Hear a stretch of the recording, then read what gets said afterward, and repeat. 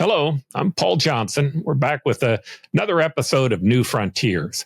Now, today we're going to take a look at the very complex issue, whether or not housing regulations can have an effect on both consumers, the price of housing, as well as homelessness.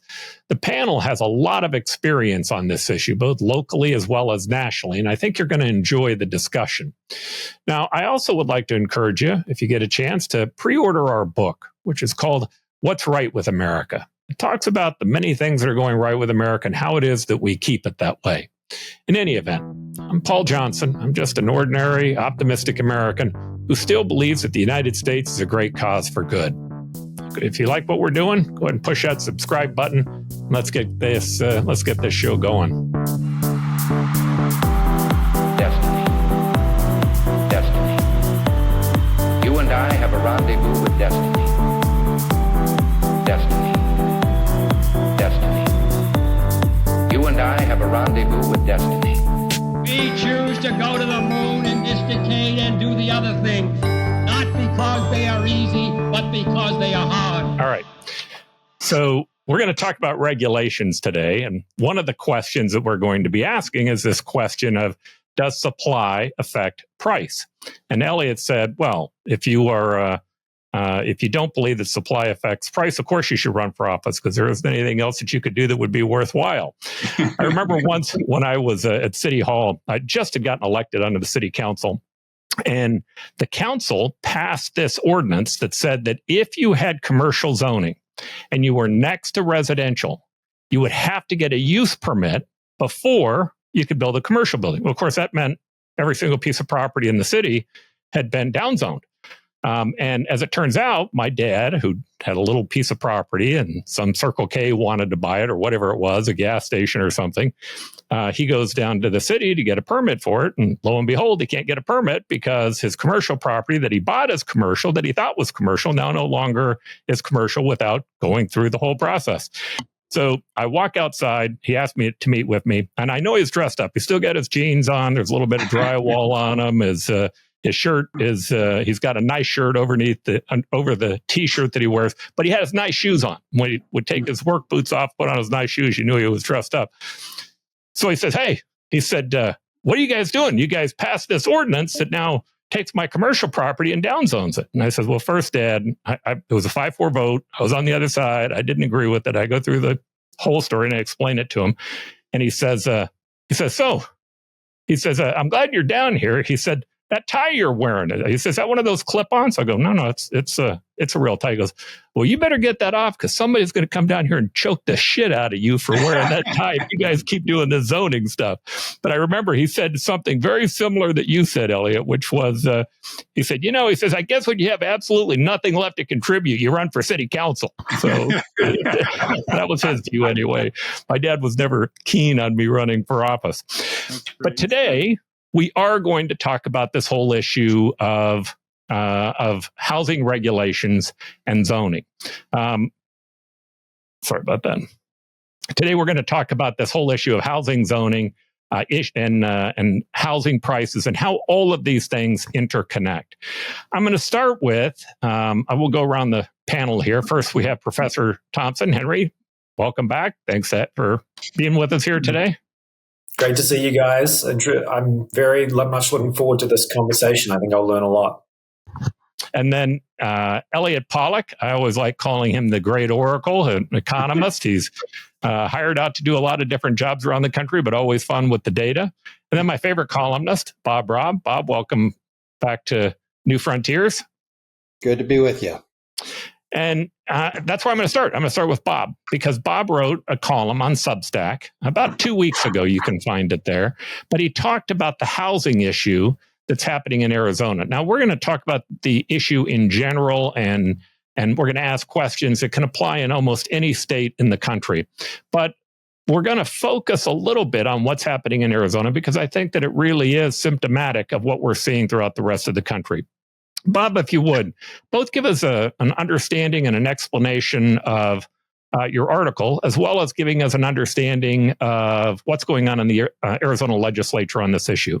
Sure. There's seems to be universal agreement that a shortage of housing is a serious problem and issue.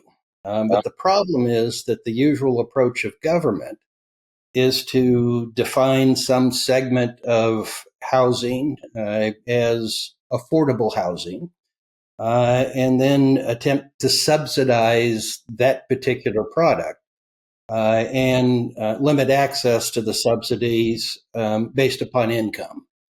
And that's an approach that simply can't scale up to meet what's necessary to create a better balance between supply and demand in the housing market. Nothing except freeing up the market can have any prospect of making a significant dent in the perceived and I think actual shortage.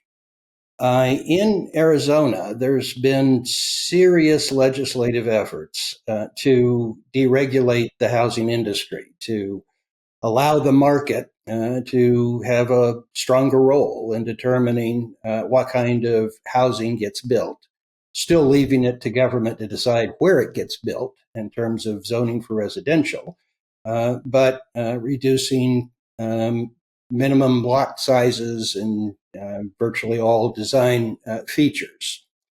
And what's particularly encouraging to me is that in Arizona, this is a bipartisan effort with substantial support from legislative Democrats. It also has substantial support and opposition from Republicans as well. It is not an issue in Arizona that is dividing along partisan lines. A bill actually passed the legislature last year, substantially deregulating the housing market in Arizona. Governor Hobbs vetoed it. The same bipartisan coalition is working to get something through this year. And Hobbs is at least signaling a desire to sign something this year.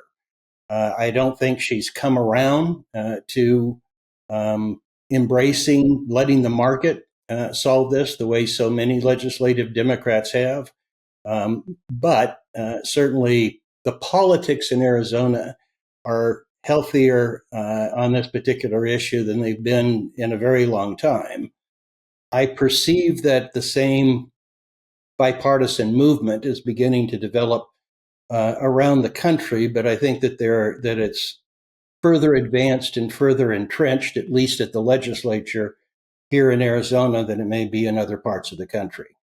So, Elliott, you have been actively involved in a group that was called Home Arizona. Right. I was involved in that effort as well. But can you describe that particular effort, what the goal was, and maybe more importantly, kind of, you did one of the economic studies for the group. Can you talk about what you found in those studies? We did a study of, let's call them essential workers, policemen, firemen, teachers, chefs, the guy who works at the Circle K, retail workers, virtually a whole spectrum of people that make your economy tick. And what we found out that in virtually every city, they were priced out of the single family market if they were single and earned a median salary for that profession, and they wanted to buy a median priced house. And that most of them were priced out of a 2-bedroom apartment. And so they were stuck in a 1-bedroom apartment, or in some cases, they were priced out of everything in the city they were working for, which is outrageous. And that the problem was essentially a supply and demand issue that was shortages at all price levels of housing. I don't care if it's a multi-million-dollar house or a $300,000 house. There's a shortage of it at all income levels and for all types of product, for all types of housing product. There was simply a shortage. And the only way to deal with that is to essentially bring on more supply and bring it on quickly. And we got what I thought was a positive response from a lot of cities. And some cities, though, took it seriously, and other cities were too busy patting themselves on the back because they allowed an apartment in their city. And to be honest with you, I was disappointed in the results. We spoke to virtually every city council, the legislature, any group that would listen, we would speak to explain the problem, explain how serious it was, and we look at it as an economic development issue. Essentially, you're not bringing your people here if they can't afford housing. And so it really gets down to, do you want your economy to continue to grow, or are you going to become a California? And we did it for about 2 years, and then, I'm waiting for the results. But the results, essentially, if they affected what you're talking about, Bob, and are talking about the legislature actually doing something, and Governor Hobbs willing to sign it because she learned how to write over the last year, that's great. But the bottom line is that the problem still exists, and it's across the board. Now, interestingly enough, if you take a look at compared 1980 to 2000, the price, the minutes that you have to work per square foot to pay your monthly mortgage was almost 3 times higher in 1980 than it is today. It's just that houses have gotten bigger, and in 1980, the average house was about 1,600 square feet. Now it's about almost 2,300. And that worked just fine when interest rates were low. But now that interest rates are up again, we really are against it. And it's a real problem. I don't know that you're going to see interest rates as low as they were. But when they say that real estate is location, location, location, they're wrong. Single family real estate is financing, financing, financing. And you've got probably 65% of the people in the country locked into their home because they've got a 4% mortgage or less. And you're not giving up a 4% mortgage or less unless you absolutely positively have to move. And affordability has gone from a very, very strong level of affordability to the average American, that most people say can spend up to 30% of their income on housing. In more than half the states, that number's up to 40. In Arizona, it's up to probably 42, 43%. So a lot of people are simply priced out of the market, and it's a problem, and it's got to be dealt with. And unless interest rates come down significantly, let's say to 5%, or unless housing prices decline significantly, let's say 15%, this isn't going away.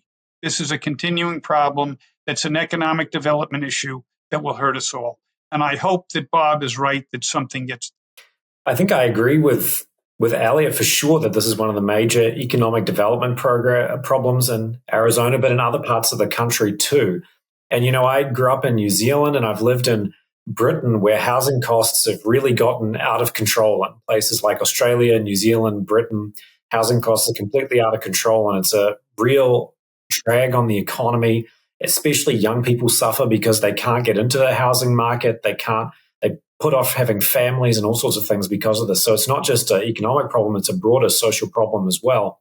One thing I hope we can delve into is different levels of government, because it seems to me that the level of government, the city that is most responsible for regulating housing construction, also seems to be where there's more opposition to construction and liberalizing the zoning laws. So maybe at some point, maybe Bob could tell us about how this issue in Arizona has moved to the state legislature and away from the cities, and whether that's an attempt to move away from the local level dynamics of housing and towards a higher level where there might be more receptiveness to dealing with the problem in a different way. All right, so we're going to break this into 5 questions, but I'm going to add one at the beginning. However, the questions are in this order. The first question is, does supply affect price? We're going to try to break that down. That again, that should be a more simple answer, but nonetheless, there are those people who are what are called supply skeptics. They just don't believe that supply actually affects price. So we're going to talk about that issue. The second thing that we're going to talk about is, does housing, the availability of housing, affect homelessness? The third issue that we're going to talk about is we're going to talk about, do city zoning regulations affect supply? And we're going to try to break that down to understand it in a better way. The fourth thing that we're going to try to deal with is there any real hope that the cities will deal with this issue on their own? That was kind of the hope of Home Arizona, that we could get cities to play a role to be able to do this. And then what role should the legislature play? And why is it that the legislature should play that role? But I am going to start beforehand with talking about the why just a little bit deeper. Elliott has talked about this from an economic development standpoint. There's no doubt about that. When you're trying to, when you're attractive to different industries that are looking at moving into your market, the cost of your labor matters. And if the cost of your housing is extremely high, it becomes difficult for people who work at medium and lower wages to be able to live there. And that makes it more difficult oftentimes to be able to attract in employers who oftentimes want a range of workers to be able to work with them. But I would tell you, my bigger concern for this is it comes down to the individual who simply can't afford a home. One of the stories that I was given years ago during a period of time that I was in the mayor's office that I really enjoyed was a story of I believe his name was Walter Benson. Walter Benson was somebody that worked for the bank. I believe he started Valley Bank. Is that correct, Elliott? He took over Valley Bank in the late 30s and turned it from a failing institution to the largest bank between Dallas and Los Angeles. Right. And he actually knew Franklin Delano Roosevelt. And there was a talk about this discussion that he had with Franklin Delano Roosevelt, who was doing soup lines and all these other things to try to help people at the lower economic end. And the point that he made to them was that at the time, the majority of Americans actually owed more money than they had in assets, that they had an actual value. They were underwater. He made the point to him that if you got people into home ownership over time, not only would their mortgages stay the same, but it would begin to outpace the rental increases because the mortgages could stay flat if you created a 30-year mortgage. The second thing that he did is he said, as you're paying that house off, you can refinance those homes over time, and you can do things like pay for college educations. All of those things happen. Now, Walter then put together a bank, and I know Elliott knows that story much more than I do because he kind of lived it and knew what was going on with people at the bank. But Valley Bank became one of the more successful banking institutes in the country, working with a guy named John F. Long, who was a local builder, building out lots of homes all over Arizona and getting people into home ownership where they built up equity. So I look at this not just as an economic development issue. I think if we're really concerned about how do we help people long term, housing plays a very important role in making certain that they can keep up with it. Ray Dalio talks about there being an asset class and a wage class. And the wage class, he says, it'll never keep up long term. It's only the asset class that will. Now, hopefully you could get people into other assets through 401ks and other items, but home ownership is quite simply the single largest way that we've been able to help people on that. I don't know if there's any disagreement on this at all, but I'll go around the horn here and just hear from everybody. And I'll start with you, Elliott. Do you disagree with that or agree with that? I absolutely agree. Home ownership is part and parcel, not only the American dream, but the ability to get in the game so that, as you said, you have equity that you can use for other things, whether it's starting a business, paying for your kids' education. If you're not in that game, you're basically you're out of the American system. And unfortunately, with affordability at these levels, more people are going to switch to renting rather than owning. If you don't believe me, take a look at in Arizona. About 2/3 of people own, about 1/3 of people rent. In California, it's like 48% own, 52% rent, and they're out of the game. And it's astonishingly stupid because the problems can be dealt with, I think, fairly easily. But yes, it prevents people from feeling like they're part of the American dream and part of the system. And that's something as a culture we should not tolerate. Agree entirely. And to echo where Elliott, I think, was headed at the end there, it's just not a matter of getting economically better. It's a cultural attachment that you have as well, and a sense of being anchored both in the present and a commitment to the future. And Henry, the one point I might just kind of make, I know you're both young and new that have moved into the country. One of the things that I have found, I found this to be fascinating in dealing with some people in our company. I met with a group of people in our company who were all making fairly good money, but they all thought home ownership was beyond their reach. In fact, some of them were making six figures, and they said, well, I don't know how to buy a home. I don't know how to finance a home. I don't know how to make this work. And we gave them a little bit of an education. This is a healthcare company that I own, but the goal was to try to help them understand, look, if you wait another 10 years and the price of housing goes up 6% a year, it becomes even your ability to be able to access it becomes even further away. You're better off to bite this at a younger age as opposed to waiting for an older age. I'd love your input both as, let's see, you're even younger than a millennial, I think, but nonetheless, give me kind of your thoughts on it. I think I'm definitely a millennial. According to the demographers, whatever that even means. But I totally agree. I'm often told the problem with our show is we all agree, but we certainly agree on this. And from my personal perspective, buying a house when I moved to Arizona was one of the best things that I did. I try and encourage my junior colleagues when they move. They often feel the same way. They're on an assistant professor salary, which is a good salary, but it's not exactly high living, but I encourage them to, if they can, to get into the housing market. It gives people a sense of stability and they feel that they're growing some sort of equity in that home. It's really important.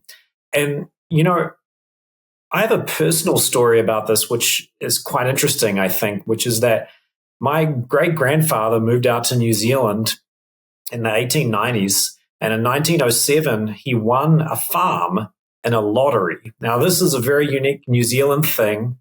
And we had what was known as the Liberal government, and they were literally giving away family farms by lottery because they wanted to help people into small business ownership and into asset ownership at that time. And in those days in New Zealand, what was the main asset?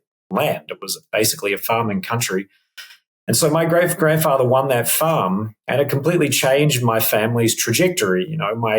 We owned that farm until about 5 years ago when my father finally sold it after none of us great-grandchildren wanted to become farmers, but it gave the Thompson family this kind of socioeconomic base that we were part of a community, that they had a stable place to raise families, and they were able to borrow against that farm for further sons that needed to buy farms, right? Because my grandfather was the first son that took over that farm. And I think if you apply that model to today, what could be the most tangible, useful asset that a young family starting out could acquire? I think it would just be a single family home, right? And so I think there's a precedent for this going back through history. In America, you had the Homesteading Act and all these things to get people into asset ownership. It's been a big part of the socioeconomic system, not just in the United States, but in a lot of the Western world.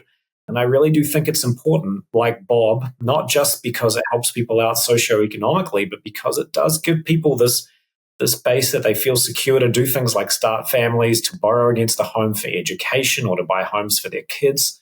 I think it's really important. So we've got to do what we can to get people into asset ownership and into home ownership in particular.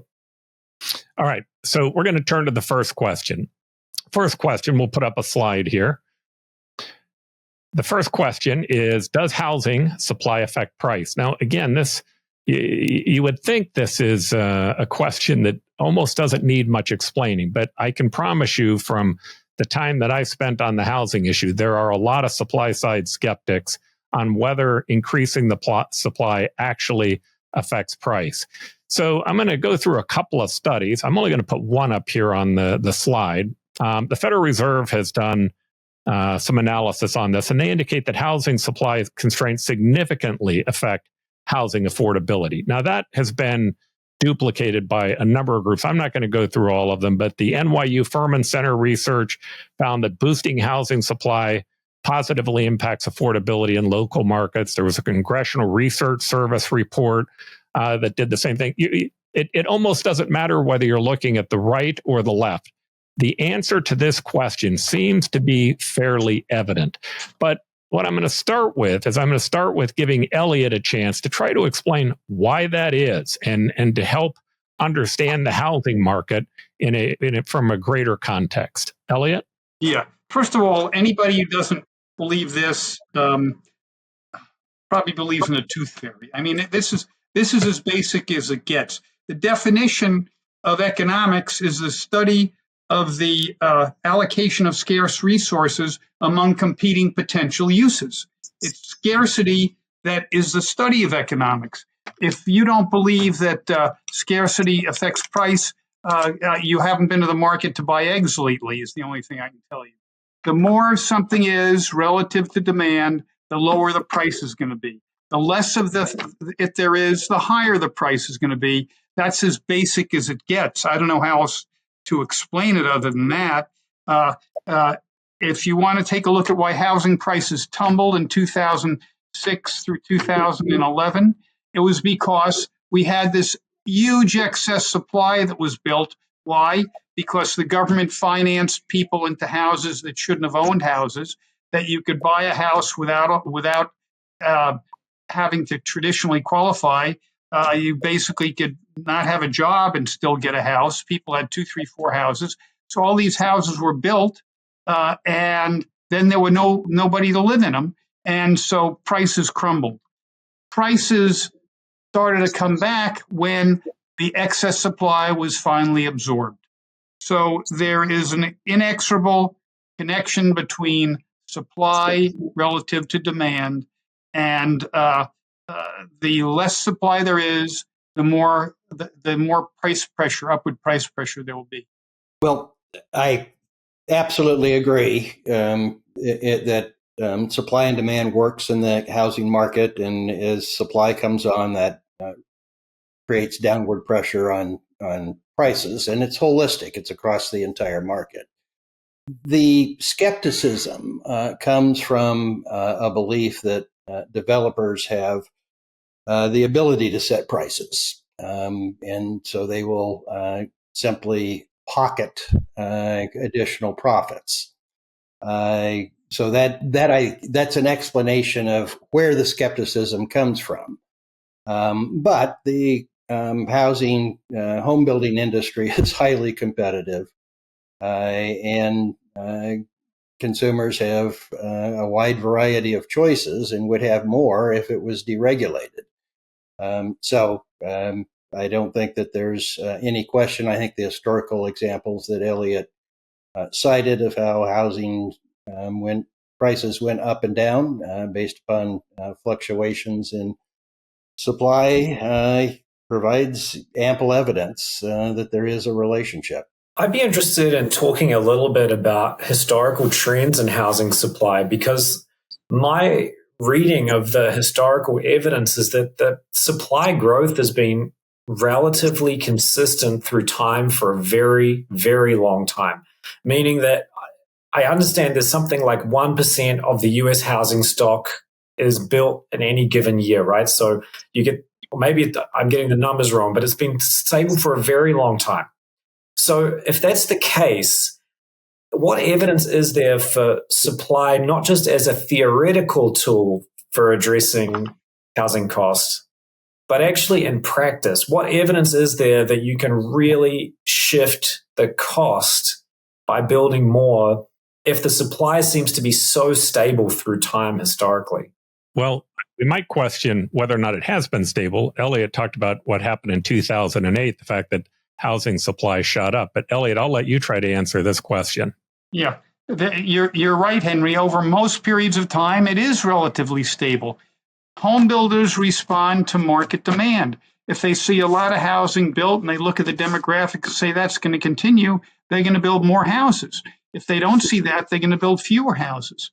And there have been 2 periods in Arizona where that was not true. One was 2004, 5, 6, when people were buying 2, 3, 4 houses to rent out, and they thought they'd flip them. And so the market got a signal that there's much more demand for houses than there actually was. And then later they actually figured out, well, no, this is not new people coming to town. This is one guy buying 2-3 houses, and that's being repeated like thousands and thousands of times. And so they basically built to a false signal. And that excess supply forced an extended period of time where they didn't build for demand because they had that excess supply was pushing down prices. The same thing happened in the 80s, where we were growing rapidly, but then mortgage rates went up to 13%, and the economy slowed, and there was a period of time we had this excess again, and it took a while to absorb that, probably into the mid 80s, late 80s. The interesting thing is, if you take a look at the supply of houses relative, the month supply of houses in MLS, it went way high in the early 2000s, and it didn't bottom out until 2020, 21, because at that point people started buying houses again, and the number of months supply reached an all-time low. And what happened? Prices went through the roof. So I'd say most of the time you're right, but there are these aberrations, and we're in the middle of one now. You don't want to build so many houses that you have an excess again, but we're a long, long way away from that. Somebody sent me a chart last month that I really had a tough time believing, but has been confirmed, and that the average age of a buyer of a home, new and used, in 2024 was, you ready for this? 56 years old. Oh my gosh. It's usually in the 30s. So what that means is the people who should be buying housing, kids who are in their 30s getting their life started, thinking about starting a family, thinking about, the future, can't, because they're priced out. And they're priced out because of interest rates, but essentially that has to be corrected. Otherwise, we're going to miss, a whole generation is going to miss the American dream. Elliott, and one of the things that we found when we were going through the discussion with Home Arizona that I found to be interesting is many elected officials at the city level immediately jump to, oh, well, this is a developer's dream. You guys just want to build more units.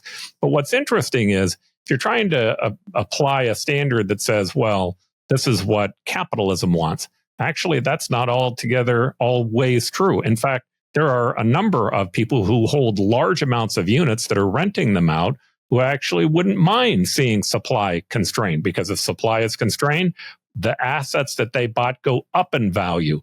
So the real question becomes, does government want to play a role in arbitrating that, or does it just want to allow the market to make the choice? Your thoughts? Then I think Bob had something he was. This is as basic as it gets with politicians. Politicians, it is my experience that there are a lot of very good politicians and that there are a lot of very good bureaucrats working for cities. But it's also my experience that there are a lot of people who have no concept of how markets work, and they don't care how markets work. Basically, everybody who owns a home hope it goes up in value, but they're not trying to hoard their home. People who are buying homes for rent are providing a good or service to some people. You got 2 kids and a dog, you're not going to stay in an apartment. You need a house to rent. And they're providing that service. And if those people weren't in that home, they'd be in a different home. So if somebody rents and then moves, or somebody owns and then moves to a rental house, there's been no change in demand. So that's just fictitious. But what you're telling me, Paul, is what scares me to death, and that there are too many politicians who do not trust the marketplace. They think that some bureaucrat in a back room somewhere is going to read the market better than people voting every day. Every day there are billions of transactions, people voting billions of times with these green pieces of paper to decide what's going to be made, what's going to be bought, and what's going to fail. That's the market system. If you don't like it, that's too bad, but that's what makes us work. So, Bob, before I get to a comment that you might make on this, one of the things that just seems clear to me is, I always found it interesting in politics to hear people say, well, these developers, they're creating more people. It's obvious to me developers don't create people. They may determine where they're going to live, but more than likely who determines where they're going to live ends up being elected officials who create greater constraints that force people further to the outlying areas. Bottom line, about half of our growth comes from childbirth. The other half is coming from people who move into the city. Developers don't create those people. They just build housing for them. Your thoughts on the whole subject? Well, I certainly agree with that relationship. And the Arizona economy, and particularly the Phoenix metro area economy, has been badly misanalyzed by saying that it is development dependent. And development is a response to demand. It's not something that creates its own demand. It's other things that bring people to the area that then generates the demand for any kind of development, residential or commercial. I would just add to the discussion that the regulatory environment for home building has not remained constant. It has gotten in increasing supply constraints have been piled on over the course of time. And the home that I currently reside in and have for over 40 years could not be built in Phoenix today because it wouldn't comply with all of the additional restrictions and requirements that have been ladled on since this home was built in the late 1950s. So even if there might be the appearance of constancy, that's not necessarily a reflection of what supply and demand would have produced. There have been artificial constraints on supply that have, in my judgment, contributed to what we perceive to be the shortages today. All right, we're going to get to the effect of those regulation on pricing, but let's go to the next question. Again, there are a number of studies, but I'm going to direct you to two that I thought were interesting. The first one is a study done by the Low Income Housing Coalition. And in their study, they pointed out a couple of different things, but this one headline on one of the white papers they wrote is that housing supply constraints can impact adult homelessness. In this one, they say many cities fail to connect restrictive land use policies with homelessness. And then I'm going to go to the third group here, or the second group, which was Pew, which was rezoning reforms can mean more homes and lower costs for Arizona. The point here is this: when the best studies that I've seen on the issue of homelessness say that it's not about building more affordable housing that creates the ability to ensure that you have less homelessness. In fact, there's not enough money in the system to build all the low income housing that you would need to be able to provide for the needs of lower income citizens. However, when you build more A units, that starts to compete with the existing A units on the marketplace, and they become A minus or Bs. When you then have that group of homes that go into the B units, and the Bs start to move to the Cs, and some of the Cs move to Ds, unless they put more money into upgrading them or fixing them up. The point is, having a large amount of homes in all categories actually end up benefiting reducing homelessness. And there's lots of studies and books on this. The one thing I'm convinced of is that you will not fix homelessness by focusing on low-income housing. That doesn't mean you shouldn't build low-income housing. It just means that that's not going to fix the problem because the numbers aren't big enough. Bob, I'll start with you on that, your thoughts, and then we'll go to Henry and Elliott. I confess, Paul, I'm a bit skeptical of this association, given the extent to which homelessness is associated with mental illness and drug and alcohol addiction. Unquestionably, if you had the greater ability to build housing for low-income people, and I think, again, you need to rely on the market to do that rather than government subsidies to do that. It might ease the problem to a certain extent, but I believe that these studies may be documenting coincidences, that it is true that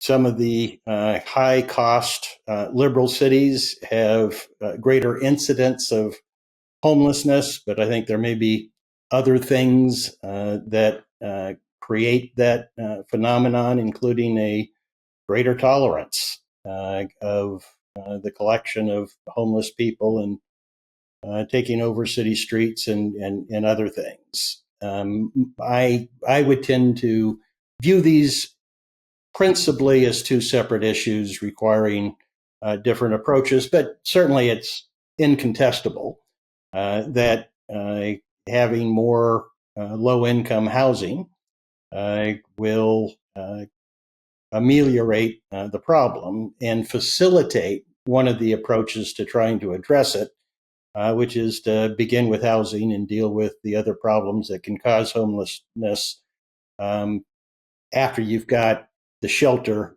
situation settled.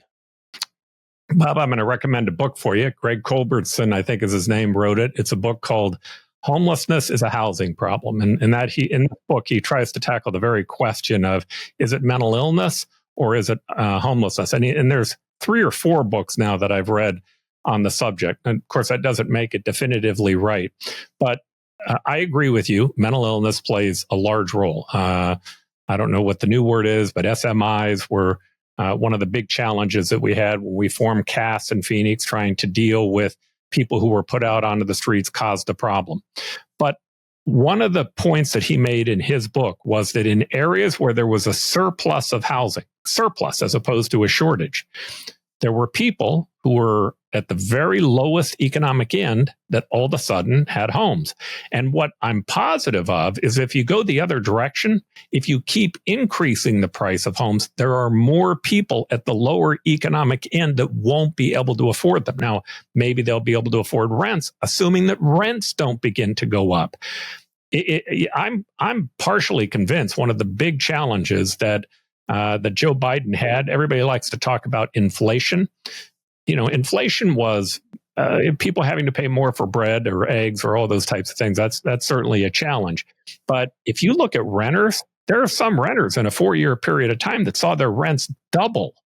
They were massive increases in terms of what they were paying for housing. If you were in a home at the time, that didn't really become an issue.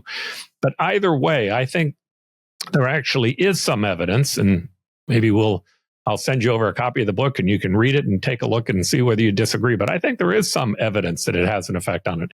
I think that homelessness and housing supply are all part of a broader complex of issues related to economic development. I agree with Bob, they should probably be treated as under the broad umbrella of economic development, but it's, I don't think, particularly useful to measure the success of a housing policy based on the level of homelessness. I don't think that is necessarily what the housing policy is supposed to be addressing for various different reasons, including that homelessness could be caused by many different factors. And the other thing that I would say is that homelessness tends to be very localized. There can be areas where housing can be relatively expensive, where there can be high rates of homelessness, like you suggested, Paul. A lot of inner city areas have this problem.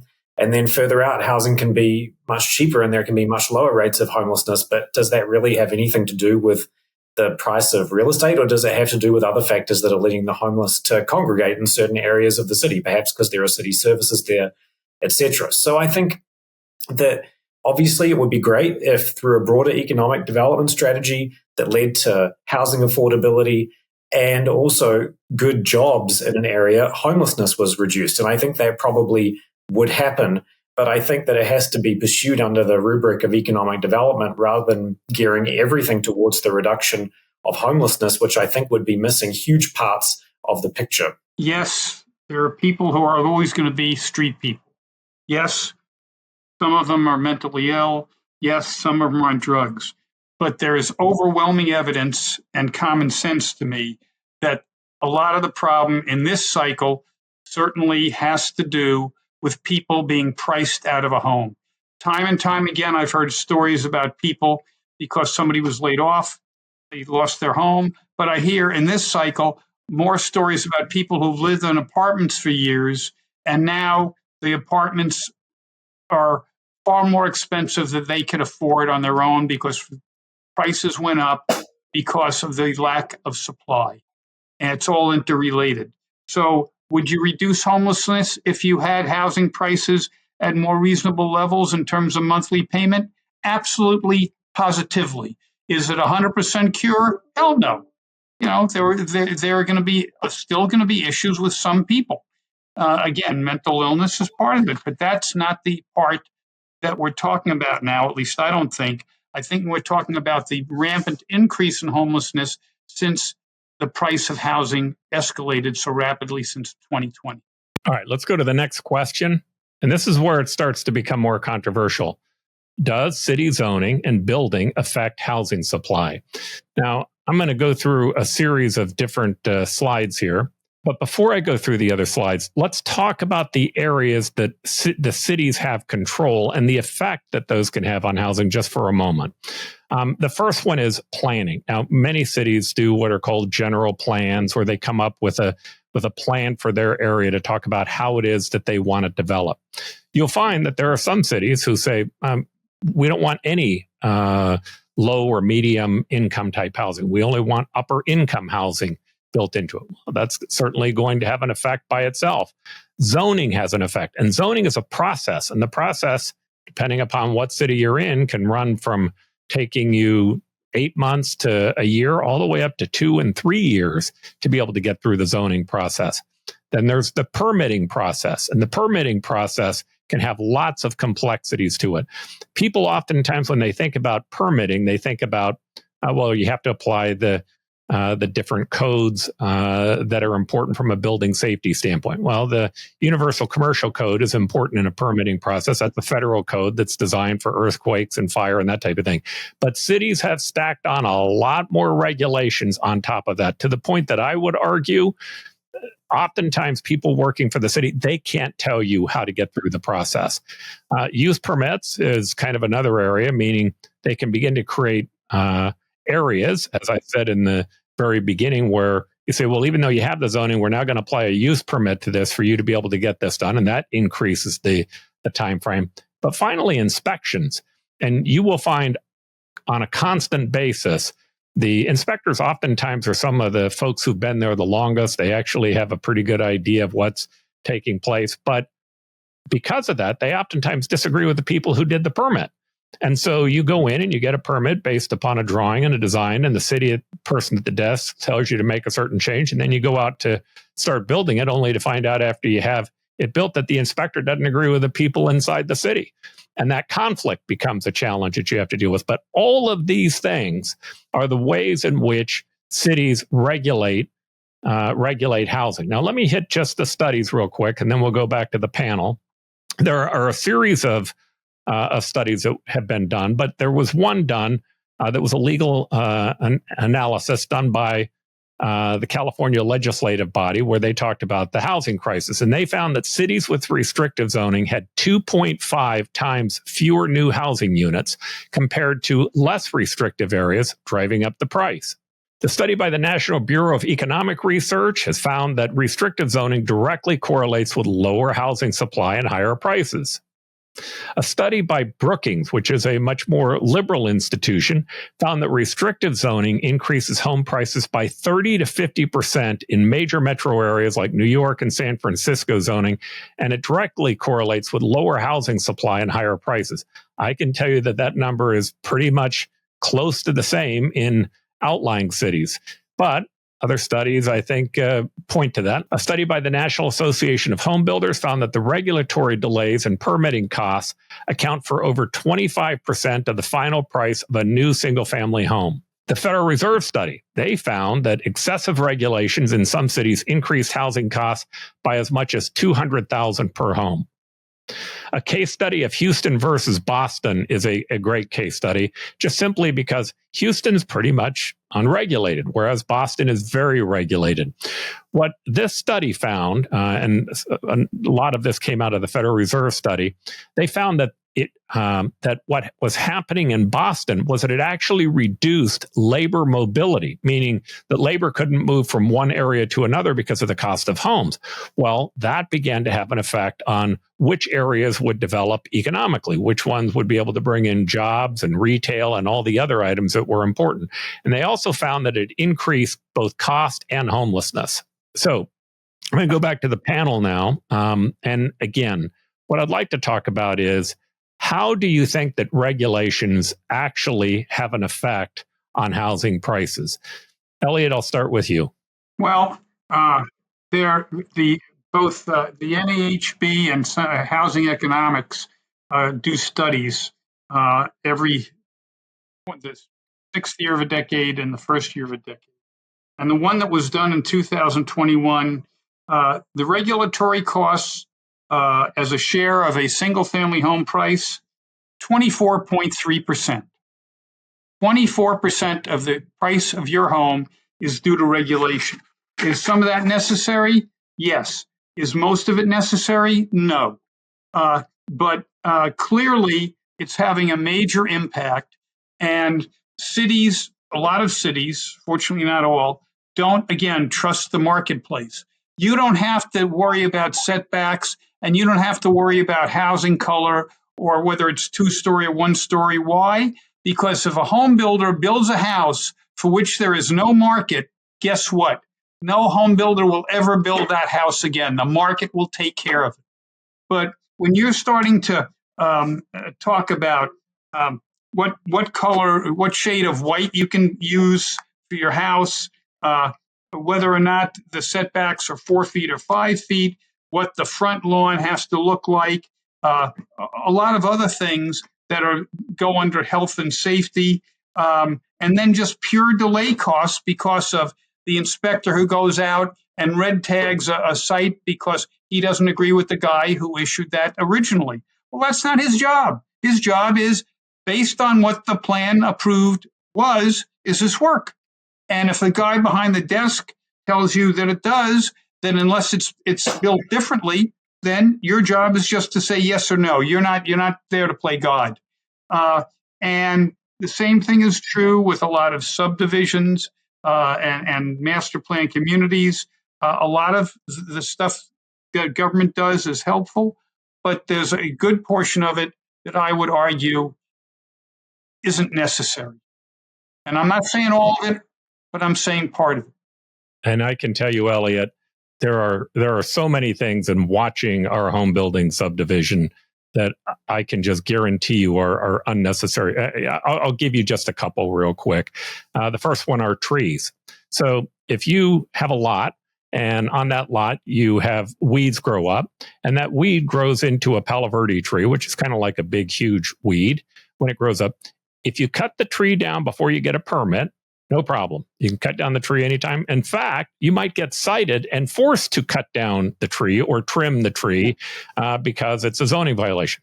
But if you wait until after you get a permit, you have to box those trees up to start your project and then replant them.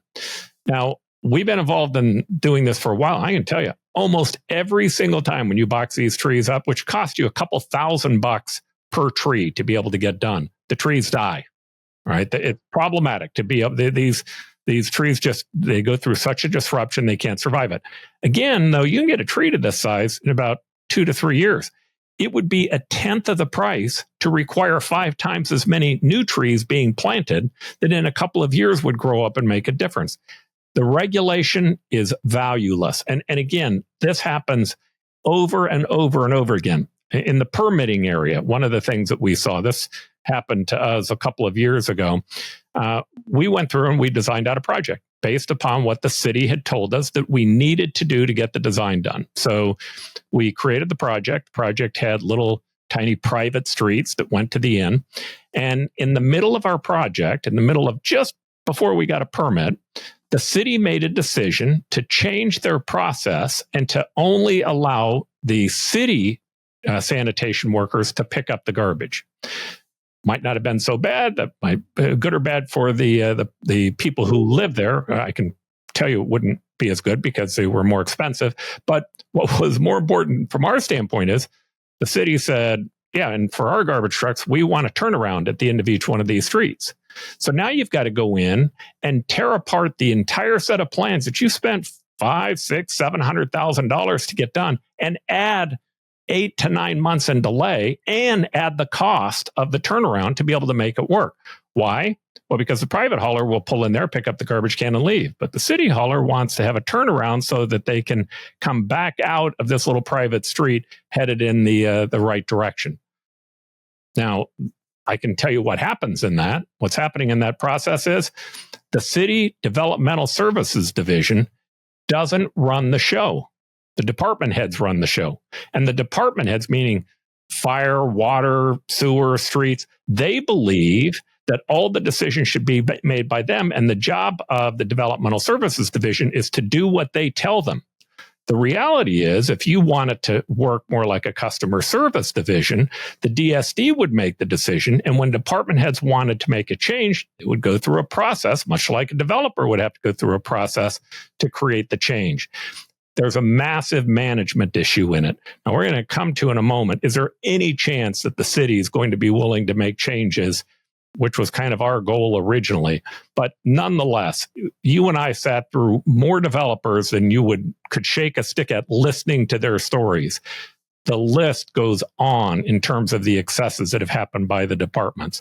Well, the deregulation movement in Arizona is focused on design and aesthetic regulation. The legislation that is passed last year and is working its way through the legislature this year would leave it up to cities to decide where there's going to be residential zoning, and doesn't create zoning by right, which has been a reform goal in some years and in some places. The home builders in Arizona believe that there is a large unmet demand for smaller homes, and a demand across the socioeconomic spectrum. And so the deregulation is of things like lot sizes and setbacks and design features to free up the exploration of this market without having it, in essence, outlawed before you have a chance to even think about it.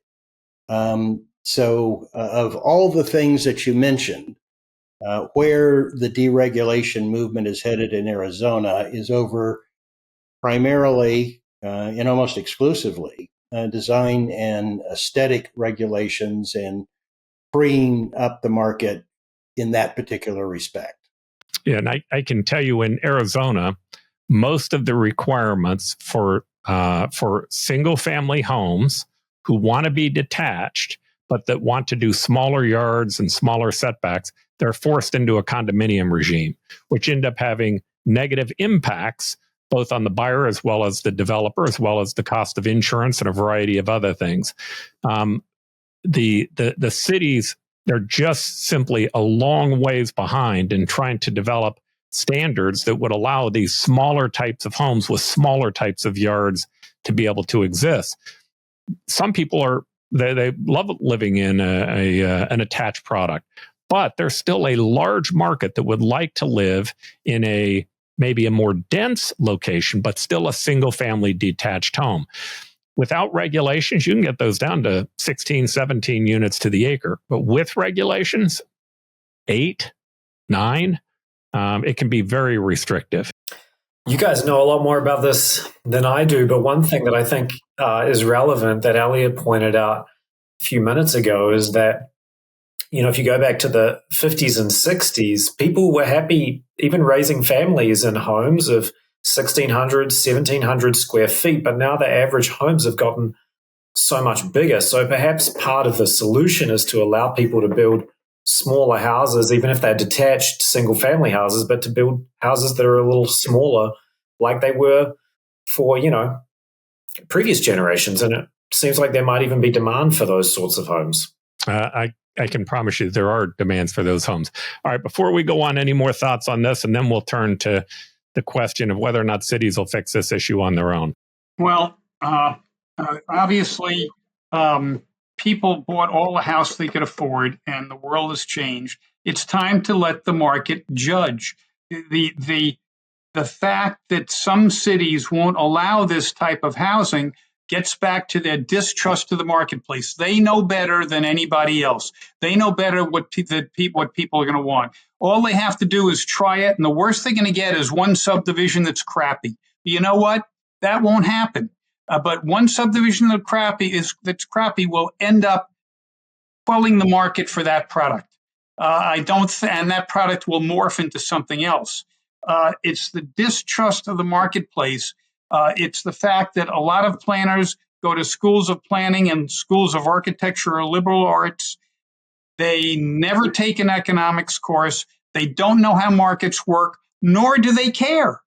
That is so frustrating for me, because then you end up getting bad decisions made at a level where those decisions are forced down people's throats, and that's just not right.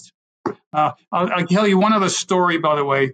My kid bought a house and a lot, and he's going to tear the lot down. This is in Arcadia. Okay, the house was built in the 50s. Arcadia has flood irrigation. It was torn down in the late 1800s, early 1900s to be basically a huge grove of oranges and lemons and limes and grapefruit and olives, and it was a big basically tree farm for almost a century. And then people started building homes there. He has to go out and spend all sorts of money to get inventory all the trees to make sure none of them are natural habitat. Well, this is stuff that was ripped out 100 years ago, and there's nothing left. Why does he have to pay that money? This is just bureaucratic nonsense. This is what the regulation says. No give in it, no common sense, so you have to follow that regulation. That's just annoying. And I can promise you there's a lot of that. Okay, let's go to the next question. The next question is there any evidence cities will reform this on their own? Now, this is an important question to me because I see myself as a supporter of city governments. I was a mayor. I love how local governments work. And I really like the nonpartisan nature that exists in most cities. Elliott and I started a process 3 years ago with a group of other people, Mike Lieb and Nico Howard and others, to try to get reform done. And I really believe that we would get cities that would buy into the idea that this housing shortage was causing a spike in housing prices, and that we could get them to move.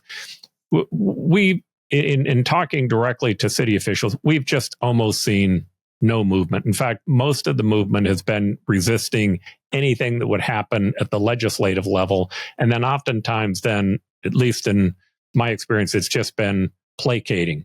So I took a look at other states to see what's happening and to see whether or not other reforms were taking place in cities. There were a few taking place in cities, but not that many. However, there were a lot of states that were starting to take a look at reforms. I'm going to walk through these just real quick before we take this last question to the panel. The first one was California. Now, California had kind of a very famous set of legislative actions in 2024. They passed a number of bills granting states more authority, but the laws required cities and counties to plan for low-income housing, to streamline permitting procedures, and to expand renter protections. They also did a doubling of the amount of units by right in different categories. I can tell you, city governments fought against this. The state, including a pretty Democratic state, I might add, and a Democratic governor, passed these measures.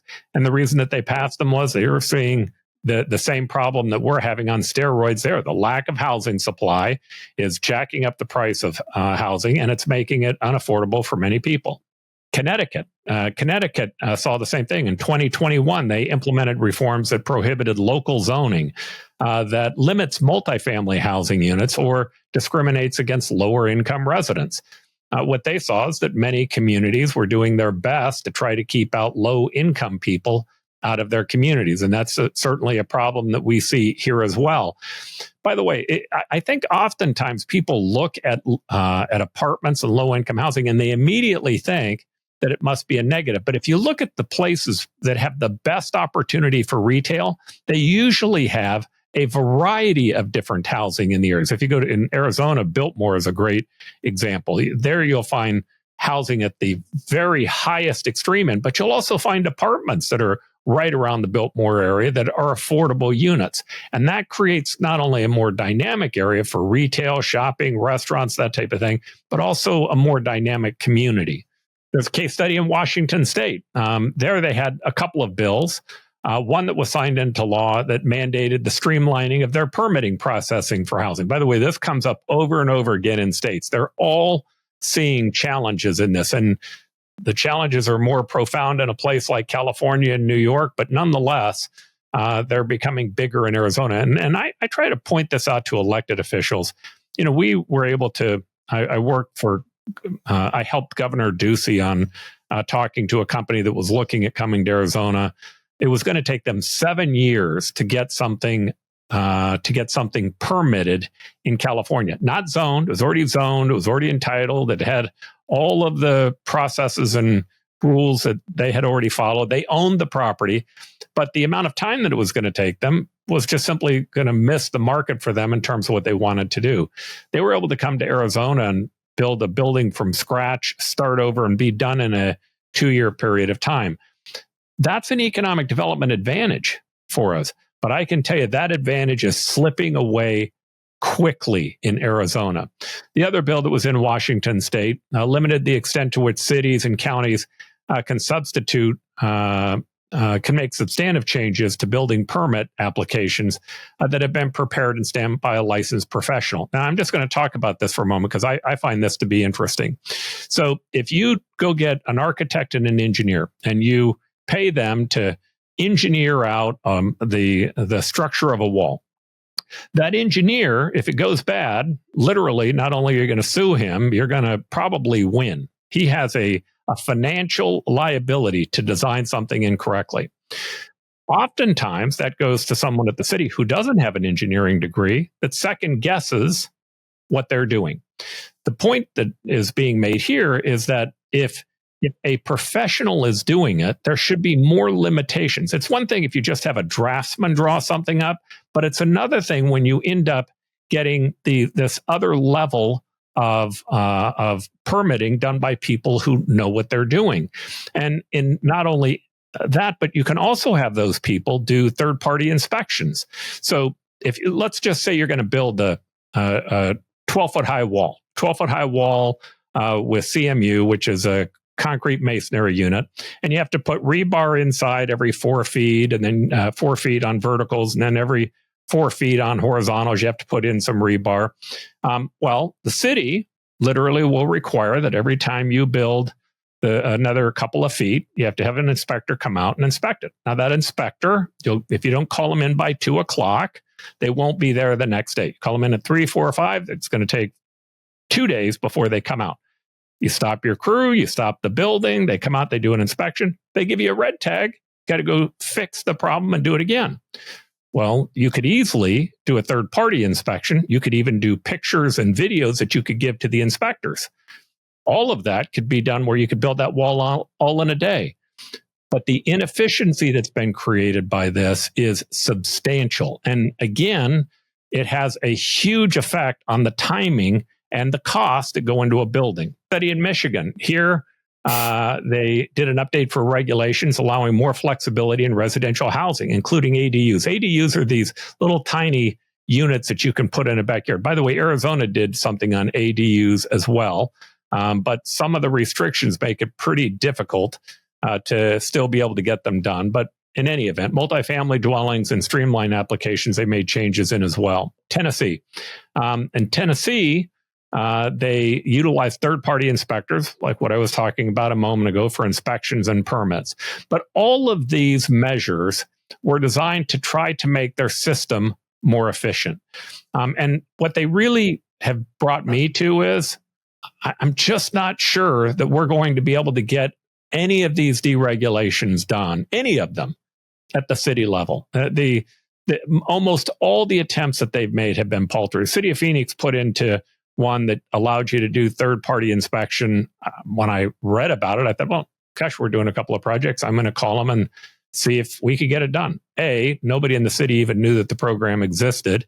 And B, well, nobody that I spoke to. And B, when I finally did get through to someone saying, no, here's the ordinance that passed. The answer was, well, it doesn't apply to your type of projects. At the end of the day, I'm just not convinced cities are going to be able to do this without any oversight from a higher level. Bob, you've spent a lot of time on these issues. Can you kind of give me what your thought is on this? There are some rural cities in Arizona that are looking to deregulate their housing markets a little bit because they're losing population, and they want to try to do something to stabilize that. But if you look at the major metropolitan areas, particularly the Phoenix metropolitan area, I think we have the answer that cities aren't willing to deregulate the housing market, particularly with design and aesthetic features, sufficiently to allow some kind of true market advance in terms of a better balance of supply and demand. And we saw an example of that at the Arizona legislature. The response of the League of Arizona Cities and Towns to what the legislature passed and was considering was to limit initial sales of these smaller homes that could be built under the deregulation authority to those making 120% of the median family income, and impose a deed restriction on that home that would only allow it to be sold for the next 15 years to someone who met the same income requirement.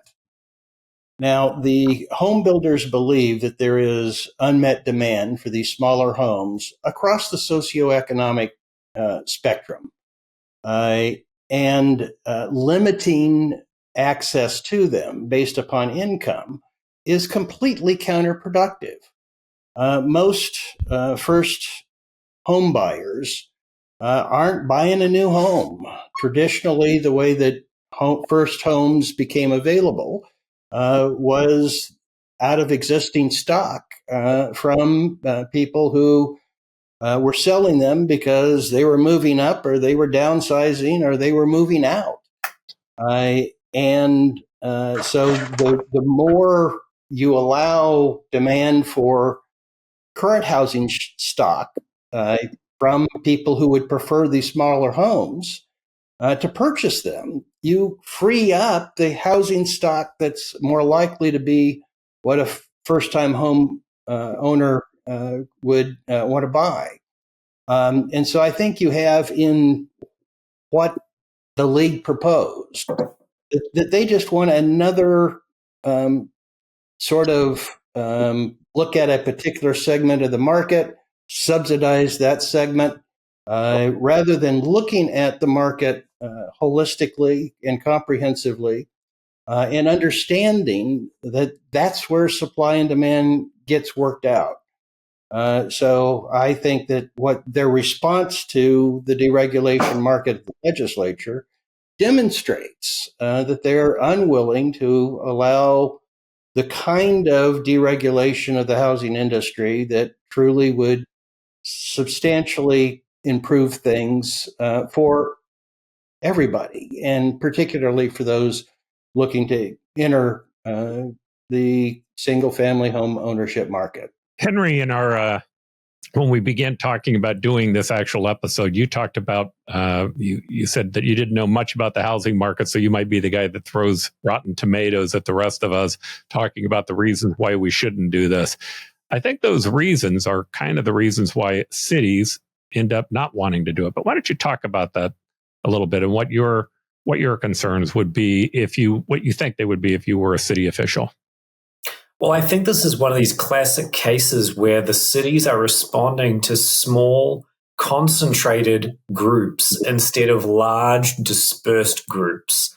So you have a large, dispersed group of potential renters or potential homeowners who could potentially buy into a market, in a neighborhood, for example, where there's existing housing stock or where they're about to build some new housing stock. I guess it doesn't really matter, but they're widely dispersed, and quite crucially, I think they don't live there yet, right? They don't live there yet. They might live somewhere else. They might live in a different city. They might live somewhere else in the city. They're certainly not concentrated in that area. And then on the other hand, you've got this much smaller group of people who already live in that area that may have lived there for a very long time. They have a vested interest in reducing supply to increase the value of their homes. They also probably are attached to the character of the neighborhood as it's been for many years out of simple length of residence, right? People get used to a place. They may raise a family in a place. They don't want it to change. And so you've got those people that already live there. They know each other. They can mobilize very quickly and very easily, and they vote already in these city council elections. So the democratic process at the very local level is stacked against changing these regulations because the current residents don't want change. They already live there. They're well organized, well mobilized, and they're going to militate against it, if indeed militate is even a verb. Oh, no, I'm not sure. Bob can tell me. You're the writer, Bob. Is that a verb? I would accept it. Yes. All right. So that's my simple political economic theory of this situation. So let me make a provocative statement, which is that what's going to solve this problem is going to be a recession, because a recession is going to lead the Fed to drop interest rates. And when they drop interest rates, people are going to be able to renovate their homes. They're going to be able to move out if they want to downsize, which I think with our aging population is a huge deal. People have to be able to downsize, and to do that, they have to be able to sell their home. So someone has to be able to get a loan to buy it. People are going to be able to build these ADUs because they're going to be able to get cheap credit to build them, right? So my provocative theory of the case is that the political problem is very thorny and maybe even insurmountable. But the financial problem can be easily solved by a Federal Reserve that doesn't need to worry about inflation. So if we have a recession, if inflation is crushed by a recession and we need a growth kick from cheap credit, I think that will solve a lot of these problems that we're staring at much more easily, and it's more likely to happen than a political solution from the grassroots up. Well, I'll give you two comments. The first one is, definitely recessions have an effect, because when recessions happen, cities want economic development more than when things are booming. When they're booming, they're responding to people who show up who just don't want any new change to take place. In a recession, they're responding to people who want jobs. So definitely recessions change the dynamic somewhat.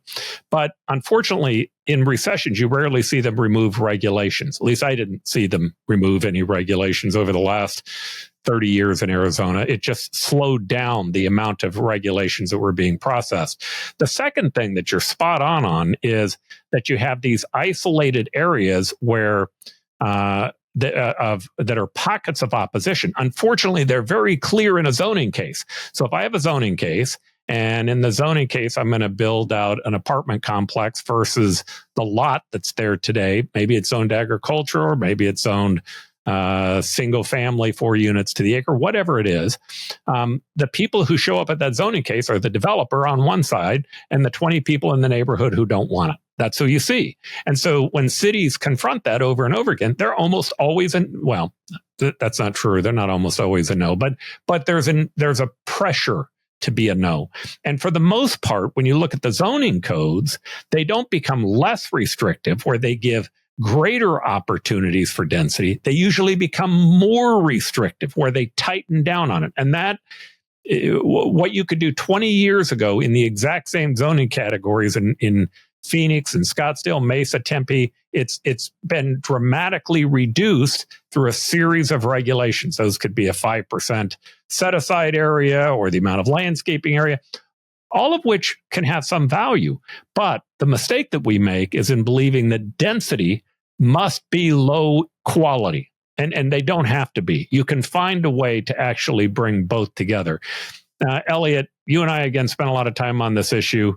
As I said, I've kind of given up hope on believing that cities are going to reform this on their own. And I guess I should have known better in the beginning, just because I kind of knew the constraints that were on them to begin with. I just had a hope that as the pricing issue had gotten so big that they would see some ability to reform. But what are your thoughts on that?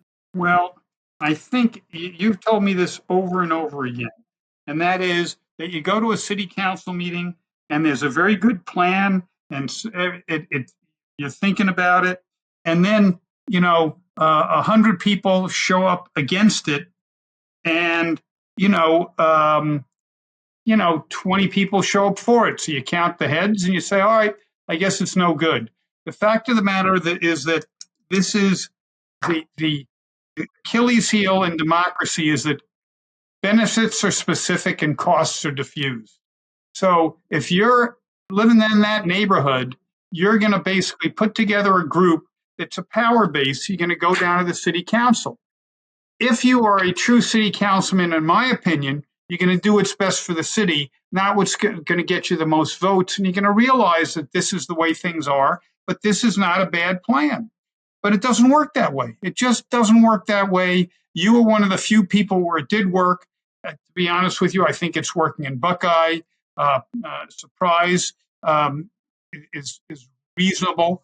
But most cities, including your old campgrounds, they are 100% political. Yeah, and to answer the question, I think both of us have gotten to the point where we believe that if you're going to make a change, it's probably not going to happen at the city council level. It's probably going to take legislative action. Once in a while, you get an exception to that, but it's the exception, not the rule. And it should be the rule.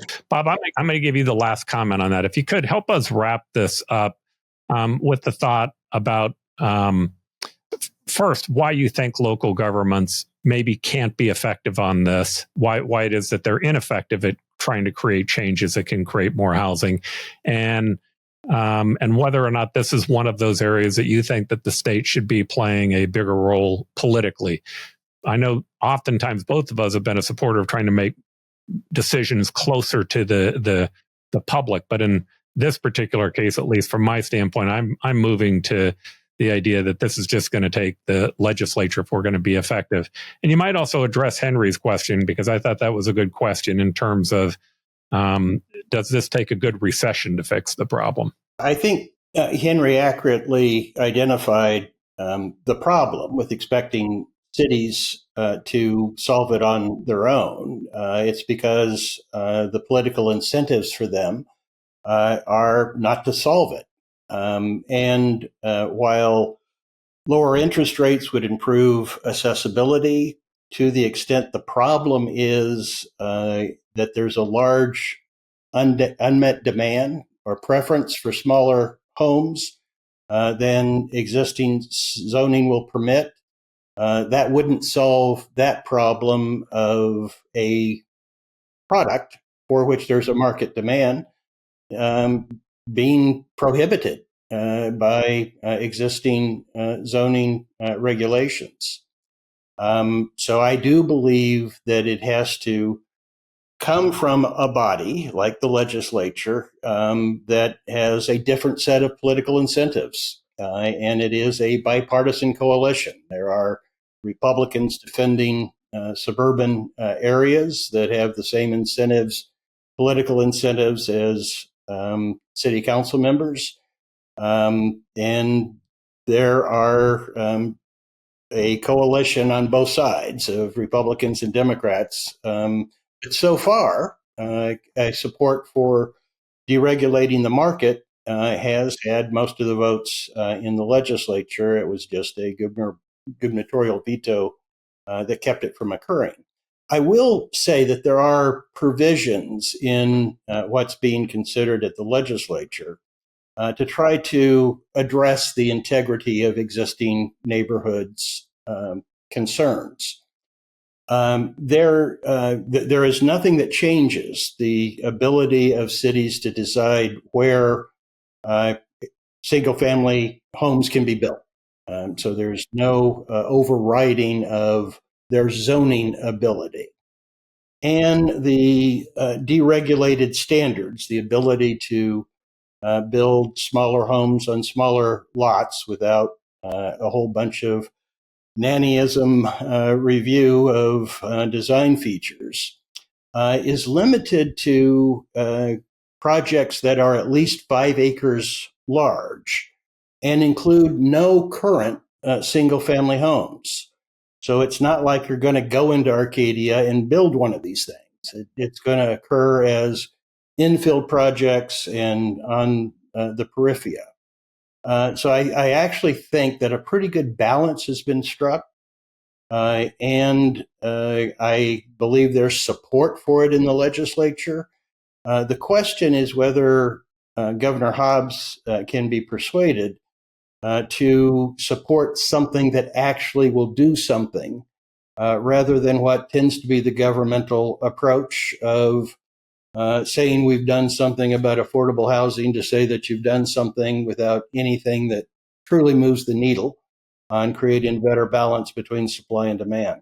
All right, guys, I've got a final question for all of you, but mostly for Elliott and Paul, which is, if supply is going to keep getting constrained by the city governments and we've still got this big backlog of demand, are single-family homes a great investment in Phoenix? The answer is yes. And the reason is that people vote with their feet. And for the last 100 years, they've been voting for Phoenix, Arizona, or actually since World War II. Not 100 years, but certainly 60, 70 years, they've been voting for Phoenix. That will continue as long as the people who are voting for Phoenix come from places like virtually anywhere in California, Washington, the East Coast, Chicago, even a lot of places in Texas where housing prices are higher. Housing prices by the standards of people who've been living here a long time, like Paul and Bob and myself, seem outrageous. But you're coming from California, it's a bargain.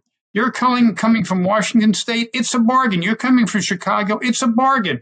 You're coming from even Salt Lake, it's a bargain. What Denver, about London, Elliott? From London, it's like the biggest bargain on earth.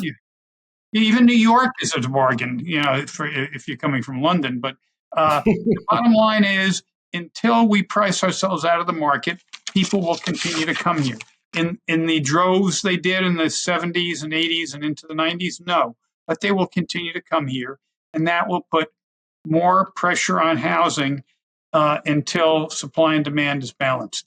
And that is something, as you said, that's going to take either a recession or something that is not likely, and that is the governmental process actually figuring this problem out. So here's my answer to that question. A very wise man who's sitting on this panel told me once, we were talking about the upward mobility of the average American. Can you move from the bottom, I think it was quintile, to the top quintile? And he said, look, if you do these 4 things, you can be very successful in the United States, and you can move from the bottom at least to the second to the top. Number 1, he said, maximize your education. Now, that may mean you're an auto mechanic and you go take classes on transmissions, but maximize your education. I think this whole concept that we've moved to of believing that getting a college education is bad just doesn't line up with the data. It just doesn't. I think education matters. Second thing he said was, you got to work really hard. You're not gonna move to the top by not working hard. You have to put in the time and the effort. The third thing that he said was, spend less than you make. That you have to have some money set aside for savings. And the fourth one he said was, marry somebody who has that same set of values. Now, I think those are 4 great ones. When I repeat what he has said to me in the past, I add a 5th. You have to get into assets. Now, home ownership. Home ownership is an amazing thing. So if you decide to go buy stock today as an equity, basically whatever cash you have, you can buy that equity, right? And I think the Standard & Poor's, they say that the increase is somewhere around 12% if you leave it in there for a long enough period of time. Homeownership. I want to invest where you invest if you get 12% over. Well, I guess you have to buy the index to be able to do that. But believe me, if you want to know how to buy stocks, buy the opposite of what I buy. I bought Tesla, right? So, in any event, but the point is that if you go buy a home, you can lever it. Interestingly enough, you can lever it with a loan that is non-recourse. Right? Usually, when you borrow money, you guarantee your other assets that you have to pay that back. We've decided in homeownership, you don't have to do it. You can borrow for 30 years. You're borrowing it at a very low rate, and you're borrowing 95% of the value. As that goes up by 7%, let's just say that you borrowed today at 6% to buy a house. Well, you're obviously, if that inflation rate continues on, you're going to do really well. If it gets higher than that, you're going to be really glad you did it. And if it gets lower than that, guess what? You're going to refinance your home. Right? You're going to go back to the marketplace and get a loan to borrow it at a cheaper rate. So I don't know if rates go up or go down. Here's what I know. Either way, owning the home is a value. And there's no doubt in my mind that is the single most important thing that you should do. You shouldn't buy one that's outside your range. You shouldn't, like the number that they use today, oftentimes when trying to sell a home is you can go up to 50% of your income. I would recommend 35% is kind of the right place for a new home buyer to be. Elliott was shaking his head no, so I'll let him comment on that. Well, yeah, the traditional number, if you don't want to be house poor, is 30%. Okay, and that to me makes sense. But being in an asset, there's no way wages are going to keep up with inflation. And if what I think is going to happen with tariffs are going to happen with tariffs, Elliott may disagree on the tariff thing, inflation's not going away. And again, if it does, refinance your home at a lower rate. That'll be the good news. You'll have an asset already there to be able to do it. Don't have much to contribute except to observe that my home, that the city of Phoenix would not allow to be built today, would sell for approximately twice what I think it's actually worth. And more importantly, again, you built up equity through doing that. Get in the game. That's what you're saying, and that's absolutely what you have to do. You have to get in the game. If it's a lower priced house, you're still in the game. You're still leveraging that 80, 90, 95% of your investment. Get in the game as soon as it's feasible for you to do so. All right. Gentlemen, thank you again. We appreciate all the work that you guys have done on this. Henry, great question. I should have asked it. Thanks, guys. And we stand guys. I'll see you next week. on the edge of a new frontier. The frontier of unknown opportunities and perils. It holds out the promise of more sacrifice instead of more security. The new frontier is here. You and I have a rendezvous with destiny. We'll preserve for our children this, the last best hope of man on earth, or we'll sentence them to take the last step into 1,000 years of darkness.